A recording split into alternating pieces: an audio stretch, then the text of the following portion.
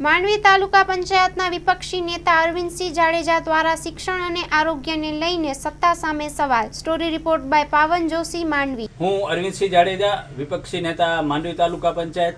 હાલમાં જોયું તો જે કચ્છમાં શિક્ષકોની ઘટ છે અને ખાસ કરી પ્રાથમિક શાળાઓમાં ખૂબ મોટી સંખ્યામાં શિક્ષકોની ઘટ છે અને અમુક જગ્યાએ તો માત્ર એક શિક્ષક ઉપર જ આખી શાળા ચાલતી હોય છે અને ઘણી બધી શાળાઓ બંધ પણ કરી છે। જ્યારે એક બાજુ ભારતીય જનતા પાર્ટીની સરકાર છેલ્લા 30 વર્ષથી ગુજરાતમાં હોય અને વિકાસની મોટી મોટી વાતો થતી હોય, ત્યારે બીજી બાજુ જોવો તો કચ્છમાં ખાસ શિક્ષણ અને આરોગ્ય તંત્રમાં આ સરકાર સાવ ફેલ થઈ ગઈ છે। અહીંયાના 6 ધારાસભ્ય ભારતીય જનતા પાર્ટીના હોય, સંસદ સભ્ય ભારતીય જનતા પાર્ટીના હોય, પણ અહીંયાથી જ્યારે ગાંધીનગર કે દિલ્હી સુધી જતા હોય ત્યારે કચ્છ માટે કોઈ વિકાસની વાત કરી નથી શકતા। હાલે પણ આપ જોવો કે આશાપુરા ચેરિટેબલ ટ્રસ્ટ છે જે મુન્દ્રામાં, એમણે શિક્ષકોની ઘટ માટે જે મુદ્દો ઉપાડ્યો છે અને આગામી તારીખ 28/7ના જ્યારે ભુજમાં કલેક્ટરશ્રીને આવેદનપત્ર પાઠવવાના છે, ત્યારે હું એમના આ કાર્યને ધન્યવાદ આપું છું અને સાથે કચ્છની સમગ્ર જનતાને વિનંતી કરું છું, કારણ કે શિક્ષણનો મુદ્દો એ આપણા કચ્છના નાના બાળકોના ભવિષ્ય સાથે જોડાયેલો મુદ્દો છે। ત્યારે સૌ વાલીઓએ, વિદ્યાર્થીઓએ, સંસ્થાઓએ આ રેલીમાં જોઈન્ટ થવો જોઈએ। અને કચ્છમાં શિક્ષકો કેમ ટકતા નથી? કારણ કે બહારથી શિક્ષકોની ભરતી થાય છે, 5 વર્ષ થાય ત્યારે બદલીને હાલ્યા જાય છે। એટલે કચ્છમાં કચ્છના લોકલ શિક્ષકોની ભરતી થવી જોઈએ। વચ્ચે સરકારે જાહેરાત પણ મોટા ઉપાડે કરી હતી કે લોકલ શિક્ષકોની ભરતી કરવામાં આવશે, પણ હજુ સુધી એક પણ નવી ભરતી નથી થઈ। ઘણી બધી શાળાઓ છે માત્ર એક શિક્ષકના ભરોસે ચાલતી હોય અને તેમાં પણ કોઈ રાજકીય પ્રોગ્રામ હોય, કોઈ મીટિંગ હોય અને શિક્ષક જો એ બહારગામ ચાલ્યા જાય તો એ શાળામાં વિદ્યાર્થીઓનું ભણતર અટકે છે। અને સાથે આરોગ્યની વાત કરવામાં આવે તો માંડવીની હોસ્પિટલ છે એ તો પોતે આખી બિછાને પડી છે, પોતે પણ લંગડાતી હોય તો લોકો એમાં કઈ રીતે સારવાર લઈ શકશે? એવી રીતે કચ્છના દરેક PHC સેન્ટરો છે એમાં નથી ડૉક્ટરો, નથી નર્સો, બધી જગ્યાએ જગ્યા ખાલી છે અને માત્ર વિકાસની વાતો થતી હોય, સારી સારી આરોગ્ય તંત્રની વાતો થતી હોય, પણ એમાં એવી ખ્યાતિકાંડ જેવી હોસ્પિટલો હોય જે ખોટા કાંડ કરે છે અને અમૃતમ કાર્ડ હોય કે આરોગ્યનો જે કાર્ડ હોય એમાં ચાલતો હોય, એમાં લોલમ લોલ ગતિ ચાલુ છે। પણ સરકારમાં જ્યારે મફતમાં આરોગ્ય લોકોને મળવો જોઈએ, મફતમાં આરોગ્યની સેવાઓ મળવી જોઈએ, એ સેવાઓ મળતી નથી।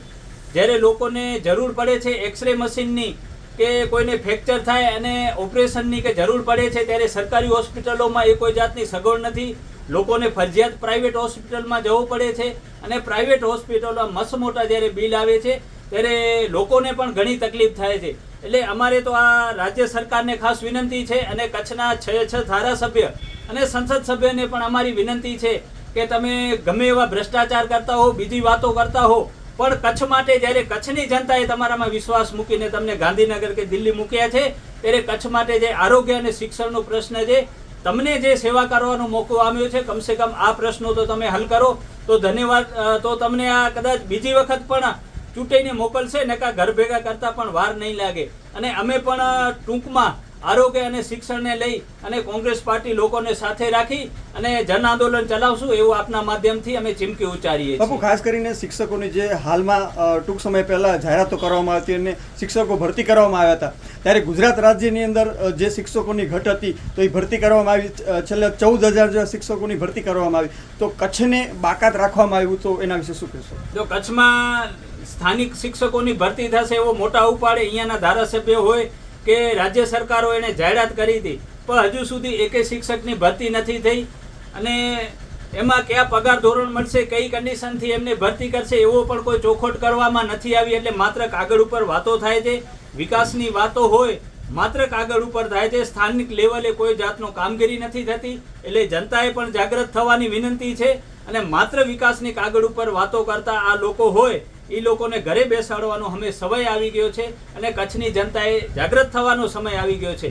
આરોગ્યનો અને શિક્ષણનો મેન મહત્વના 2 પ્રશ્નો છે અને આ 2 સેવાઓ કોંગ્રેસનો શાસન હતો ત્યારે હું છાતી ઠોકીને કહીશ કે શિક્ષણ પણ તમને મફત મળતો હતો અને પ્રાથમિક જે આરોગ્ય કહેવાય એ આરોગ્યની સેવાઓ પણ તમને ગામડામાં મફત મળતી હતી। ત્યારે આ બધી સેવાઓ પર આમણે લોકોએ ચાર્જ રાખી દીધા છે, પ્રાઇવેટ લોકોના હાથમાં શિક્ષણ ચાલ્યું ગયું છે પ્રાઇવેટ દવાખાના ખુલી ગયા છે અને રીતસરનો ધંધો ચાલુ છે અને આ ધંધો કરીને કમાવાવાળા લોકો છે, ભ્રષ્ટાચાર કરીને કમાવાવાળા લોકો છે.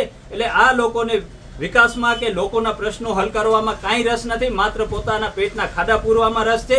એટલે આ લોકોને જાકારો આપી અને સારું અને સુશાસન લોકો લાવે એવી અમે માંગણી કરીએ છીએ. જય હિન્દ, જય માતાજી. सागर लक्ष्मी एग्रीसीड्स ना एरंडा बियारण स्टार्ट ऑन. લીલા લીલા છોડવાને એરંડા ભરપૂર, સુકારામાં ટકી રહે ને ઉપજ ભરપૂર. स्टार्ट ऑन एरंडा बियारण कॉस्मोस.